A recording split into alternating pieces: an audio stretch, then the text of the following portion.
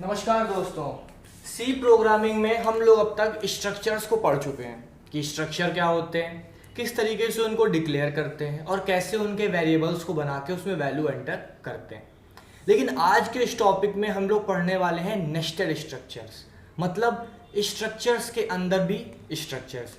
जैसा कि हम लोग ने पहले कॉन्सेप्ट पढ़ा था इफ़ का, कि हम लोग जब इफ़ का कोई फंक्शन बनाते थे तो उसके अंदर हम लोग एक और इफ़ जो है, मतलब नेस्टेड इफ जो है वो इस्तेमाल करते थे।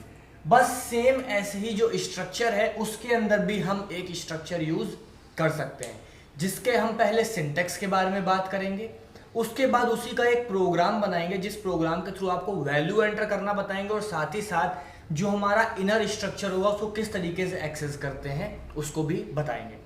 तो अगर हम लोग इसका सिंटेक्स फॉलो करें तो हम लोग नॉर्मल तरीके से जैसे स्ट्रक्ट लिखते हैं वो लिखेंगे, उसके बाद हमारे स्ट्रक्चर का नेम और हमारा करली ब्रेसेस स्टार्ट हो जाएगा। उसके बाद हम लोग इसके अंदर अपना जब ग्रुप बनाते हैं तो डेटा टाइप देते हैं। उसके बाद मेंबर हमारा जो भी हो, मान लीजिए मेंबर एक्स हमारा है तो ऐसे ही अगर और मेंबर हुए तो उनको दिया। और इसी स्ट्रक्ट के अंदर हम लोग एक नया स्ट्रक्ट और बना देते हैं, उसका भी हम लोग स्ट्रक्चर नेम देते हैं और उसका भी करली ब्रेसेस होता है। अब मान लीजिए उसके अंदर भी कोई एक डेटा टाइप है और यहां पे वो जो मेंबर है कोई है, जो मेंबर है एन, और भी हो सकता है मेंबर प्रेजेंट्स हो, और फिर ये बाहर ही क्लोज हो सकता है। अब अगर हमें इनर वाला जो स्ट्रक्चर है उसका वेरिएबल डिफाइन करना है तो इस कॉलन को लगाने से पहले, सेमी कॉलन को लगाने से पहले हम लोग यहीं पे इनर वेरिएबल जो है वो डिफाइन कर सकते हैं, और चाहें तो मेन फंक्शन के अंदर भी कर सकते हैं, लेकिन यहाँ करना जो है वो ज़्यादा सुटेबल हो जाता है। और हम लोग चाहें तो यहाँ पे आउटर वेरिएबल भी अपना दे सकते हैं। तो अब देखिए जरा दोस्तों, समझने वाली बात ये है, ये हमारा यहाँ से यहाँ तक इनर स्ट्रक्चर है और जो वो है हमारा वो आउटर स्ट्रक्चर है। तो अगर हमें इसमें कोई वैल्यू को भरना हो तो हम लोग क्या करेंगे, आउटर वेरिएबल का इस्तेमाल करते हैं हमेशा की तरह, और आउटर वेरिएबल के साथ डॉट लगा के बस जो हमारा मेंबर होता है उसको लिख देते हैं, जैसे मेंबर एक्स है, और वैल्यू उसके अंदर हम लोग भेज सकते हैं। लेकिन अगर अब हम लोग बात करें कि हमको इनर वेरिएबल के मेंबर के अंदर कोई वैल्यू को इंसर्ट कराना है तो वो हम लोग किसके थ्रू करेंगे। आप कहेंगे कि ठीक है इनर वेरिएबल का नाम डालो, मतलब कि इनर वेरिएबल का नाम दे दो, डॉट लगाओ और जो मेंबर एन है वो दे दो।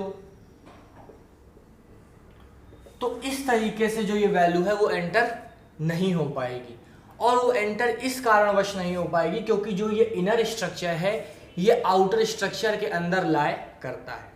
तो हमें इसके लिए आउटर एड्रेस को पहले, मतलब आउटर वेरिएबल जो है उसको पहले दिखाना पड़ेगा ऐसे करके, उसके बाद इनर वेरिएबल को डॉट लगा के फिर इस मेंबर के अंदर हम लोग फंक्शन को भर सकते हैं और इसके अंदर कोई भी वैल्यू असाइन कर सकते हैं। ये इसका एक सिंटैक्स है जिसकी मैं बात कर रहा था, लेकिन ये सिंटैक्स आपको और अच्छे से क्लियर हो इसके लिए मैं एक प्रोग्राम बनाऊंगा और उस प्रोग्राम के थ्रू आपको और अच्छे समझाने की कोशिश करूंगा कि स्ट्रक्चर विद इन स्ट्रक्चर और नेस्टेड स्ट्रक्चर जो होता है वो किस तरीके से अच्छा काम करता है। तो चलिए हम लोग एक प्रोग्राम बनाते हैं, उसमें हम लोग डेटा फिल कराएंगे, और डेटा जो होगा हम लोग मान लेते हैं हमारा एक ऑफिस है और ऑफिस में हमारा जो है वो एक एम्प्लॉय है। हमारा ऑफिस है, ऑफिस में हमारा क्या है, एम्प्लॉय है। तो जो हमारा आउटर स्ट्रक्चर होगा उस आउटर स्ट्रक्चर में हम अपने एम्प्लॉय का नेम और एज रखेंगे, और जो हम लोग एक इनर स्ट्रक्चर बनाएंगे उसमें उसकी हम क्या रखेंगे, सैलरी। तो इस तरीके से हम लोग प्रोग्राम बनाने जा रहे हैं। तो सबसे पहले हम लोग अपनी हेडर्स फाइल इंक्लूड कराते हैं, #include stdio.h #include conio.h।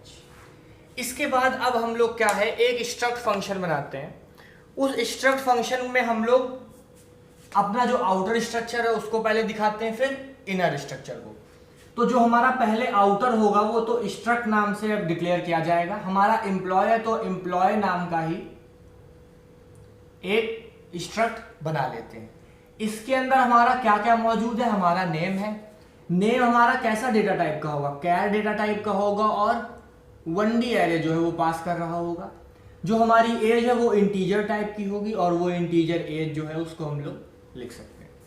उसके बाद हमारा एक नया स्ट्रक्चर होगा जो कि इनर स्ट्रक्चर का नाम दिया जाएगा, जिसको उसको हम लोग ले लेते हैं स्ट्रक्ट। इस स्ट्रक्चर में हम लोग सैलरी देने वाले हैं तो इसका नाम हम लोग एक तरीके से एम्प्लॉय का EMP और सैलरी का SAL दे देते हैं। और इसके अंदर हम लोग क्या रखने वाले हैं, सैलरी जो कि फ्लोट में होगी हमारी, फ्लोट सैलरी। और ये हमारा इनर स्ट्रक्चर बंद होगा और इसी के साथ इनर स्ट्रक्चर का जो वेरिएबल है हम उसको भी डिफाइन कर देते हैं।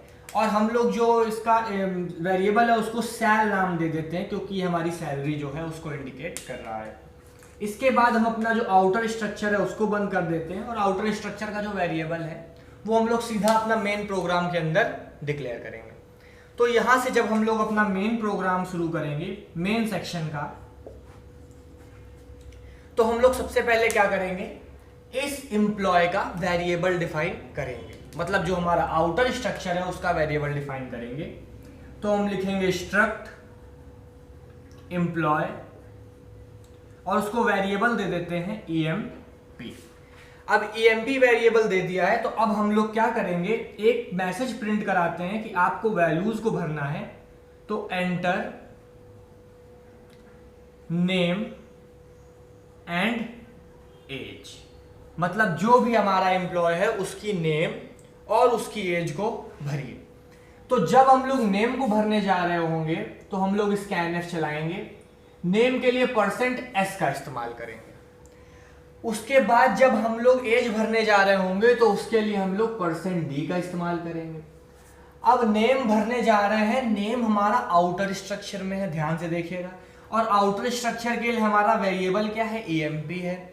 तो हम लोग नेम भरने के लिए क्या लिख सकते हैं, EMP.name, EMP.name। और एज भरने के लिए and EMP.age। तो हम लोग इस तरीके से अपने आउटर स्ट्रक्चर के इस ग्रुप में इन चीजों को भर देंगे। लेकिन अब एक और हमारे पास printf आता है और वो printf कहता है हमसे एंटर सैलरी। मतलब अब हमें एम्प्लॉय की सैलरी को भरना है, जिसमें हमें इनर स्ट्रक्चर जो हमारा है उसको ऑपरेट करना है। तो अब जब हम लोग इनर स्ट्रक्चर ऑपरेट करने जा रहे हैं तो scanf %f। उसके बाद में देखिए इनर स्ट्रक्चर में हम लोग को सेल वेरिएबल का इस्तेमाल करना था, लेकिन ये इनर स्ट्रक्चर से पहले हम लोग ने सिंटेक्स में देखा है कि आउटर को भी हमें इस्तेमाल करना होता है। तो सबसे पहले हम लिखेंगे एंड स्ट्रिक्ट EMP, आउटर वाले का वेरिएबल डॉट इनर वाले का वेरिएबल सेल, उसके बाद डॉट लगा के ये सैलरी, जिसको मैंने आपको सिंटेक्स में बताया था। तो अब आपको ये बहुत अच्छे से क्लियर हुआ होगा। अब हम इसकी वैल्यू प्रिंट करा देते हैं, printf। तो सबकी वैल्यू अगर हम लोग कराएंगे तो सबसे पहले अगर हम लोग नेम देखना चाहेंगे तो हम लोग ऐसे लिखेंगे employ name is equal to %s, comma age is equal to %d, comma salary is equal to %f।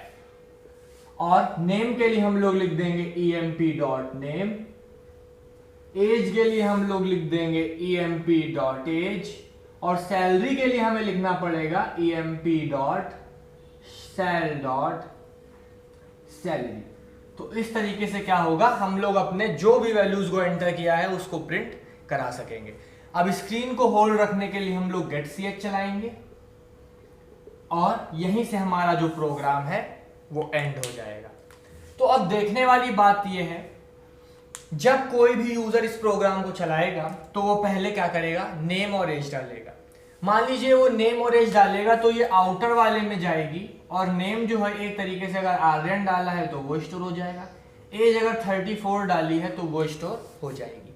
अब जब हम लोग सैलरी कराएंगे तो क्या होगा, emp.sal.salary, तो ये इनर वाले स्ट्रक्चर में जा रही है, तो ये इनर वाले में जाके सैलरी हमारी स्टोर हो जाएगी, हम जितनी भी सैलरी को डालना चाहते हैं।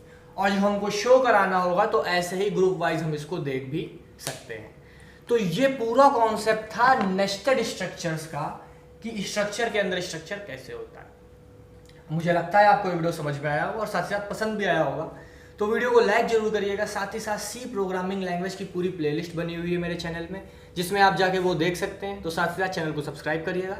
मैं हूं एकांत पाठक, आप देख रहे थे एकांत 360 यूट्यूब चैनल, AKANT 360।